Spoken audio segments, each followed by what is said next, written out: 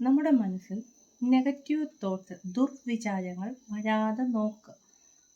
ഭരതനാട്യം, കുച്ചിപ്പുടി, മോഹിനിയാട്ടം ഇതൊക്കെ അഭ്യസിച്ചൊരു കുട്ടി താളബോധത്തോടുകൂടി ചുവടുകൾ തെറ്റാതെയാണ് അഭ്യസിക്കുന്നതും പ്രാക്ടീസ് ചെയ്യുന്നതും അത് മുൻപോട്ട് കൊണ്ടുപോകുന്നതും.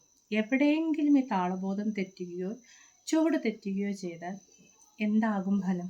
ഇതുപോലെ തന്നെയാണ് മറ്റുള്ളവരിൽ നമുക്ക് നമ്മളെ ബുദ്ധിമുട്ടിക്കുന്ന രീതിയിൽ തിന്മകളുണ്ടാവും. അവരുടെ തിന്മകൾ കാണാതെ അവയിലെ നന്മകൾ മാത്രം നമ്മൾ ശ്രദ്ധിക്കുക. മറ്റുള്ളവരുടെ കുറ്റങ്ങൾ, അത് നമ്മൾ കുറ്റങ്ങൾ പറയുന്നത് പോലെയാവും. മറ്റുള്ളവരുടെ കുറ്റങ്ങൾ പറയാതെ ഇരിക്കുക.